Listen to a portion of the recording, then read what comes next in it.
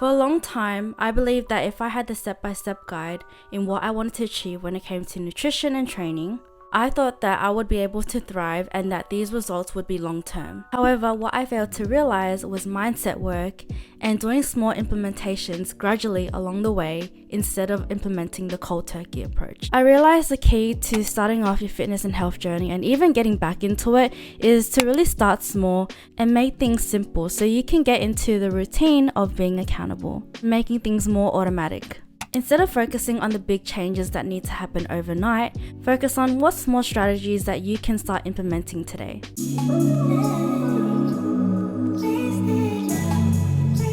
Okay, so in the last video, we talked about how to stop the negative self-talk, why you have so much power in this instant moment to create the change that you want by simply changing your perspective and shifting your limiting beliefs when it comes to your fitness and your own health journey. In today's video, we'll be discussing on how you can make your training routine realistic for you. Specifically today, we'll be covering why everyday activity and interactions are so important, how you can pivot and cater to your routine that isn't too overwhelming, how to prep for your workout and what to consider, and the style of training that you want to get into. Okay guys, so let's talk about why it's not only important to follow a training routine, but why it's also important to also include daily movement, daily interaction, and even incidental movement. This can actually be referred to as our NEAT levels. So your NEAT levels can actually be a way to assist you in losing body fat. A simple activity such as walking can really go a long way. We all know and we hear that we have to get 10k steps a day on average. Instead of focusing on a specific goal or step amount, just focus on what small actions can I start implementing throughout today. I would highly suggest just getting up on your feet as often as you can throughout the day. For those who live a sedentary lifestyle, for example, maybe perhaps due to work, study, or just staying at home, here are some examples that you can start implementing today. And number one is try going for a walk before or after work, or even on your lunch break. You can start off by simply for the first week, just walk around the block 5 to 10 minutes 2 times a week. Then maybe if you feel more confident and you feel like you're getting into the groove, then you can up it the next week or the next 2 weeks by 15 minutes 3 times a week, or even on the next 2 weeks or the next week after, then you can probably increase the duration by 20 minutes for 3 times a week. So whatever realistically works out for you, just as long as you are starting small and you're gradually building your way up. Let's say for those out there who are really busy and you're short on time and you truly can't make time out of your way to just go outside and walk around the block. Well, okay, then ask yourself, what can you do to make use of this time? Well, you could do a couple squats on the spot, and if you have a few seconds extra, then why not add in some warm-up activation exercises? If you need some examples, I'll attach another video linked to this video. There are a lot of common questions and curiosity when it comes to time crunch and frequency, and what the best time is to train. My clients have asked about this a lot. Now, I used to think for a long time that I had to train in the morning because I believed that it would somehow determine the effectiveness of me getting the results that I wanted. The reason why I had this belief is because at a young age I saw this everywhere, and also seeing this in the fitness media as well. I'd hear people say, it's best to train in the morning because apparently it's good for your metabolism, and also it helps with accelerating your results as well. But I just realized over time that it's a very outdated way of thinking, very inefficient, because there's no ideal time to really work out. And with that being said, when it comes to prepping your workout, do yourself a favor and make sure that you do fuel yourself before training and that you aren't working out on an empty stomach. Or if you feel hungry for your workout, just make sure your meal isn't really big.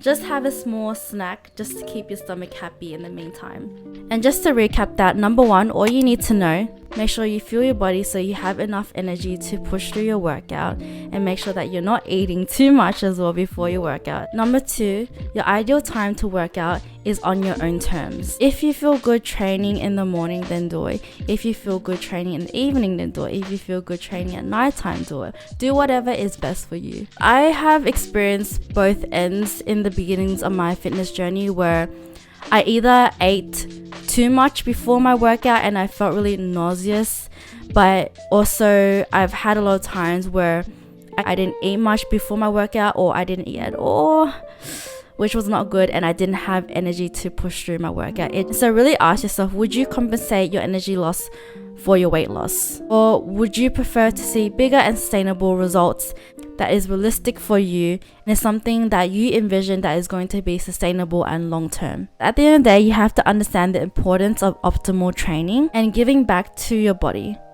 So what happens if you can't make it to your favorite training time? Well, I have a screenshot attached to this video of my client, and she says, "Oh, I have the same problem with time crunch, haha.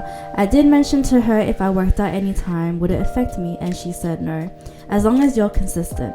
So I work every day 10:30 to 8:30 p.m.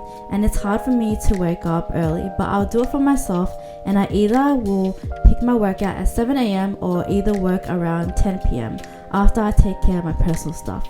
It helps a lot to know your schedule for the day." As you can see here, what matters most is consistency. Sticking to what you believe you can realistically commit to, that is going to help drive you forward in the long run. Designating training days. So a common belief that we all have, maybe starting out or something that you might go through till this day, is you automatically assume that you have this big expectation that, okay, I want to get back in the gym and I'm going to train 5 to 6 times a week. So you get really excited and you think, okay, I want to do it, I want to execute this, and this is going to happen tomorrow. It's because when you implement the cold turkey approach from having no workout routine to all of a sudden training 4 to 5 to 6 times a week, right? You might feel like you are consistent in the first few weeks, but then you'll naturally find yourself going back into your old habits. For example, if you want to train, let's say 4 times a week, but right now you're starting out with no workout routine, then maybe this week you can start off by training once a week for 1 week. And maybe the next 2 weeks you can up it to 2 times a week. And maybe the following week after, you can then up it to 4 times a week. Alright, let's talk about the style of training that you want to get into ultimately, right? When I first started out, and probably most of my journey in the beginning, I thought that in order to reach my weight loss goals, I needed to do some sort of hypertrophy training or training as well. That's what I thought I needed to do. But I realized over time that it does not matter what style of training that you do. If you want to lose weight, then it's not going to matter what style of training that you do. But anyways, this is all for today's video, guys. How do you even do this YouTube thing? Because honestly, I'm in this position where I'm trying to get comfortable, but if I get comfortable, the angle's gonna look really bad. And honestly, like, my neck and back is hurting right now. I just feel like... Thinking from your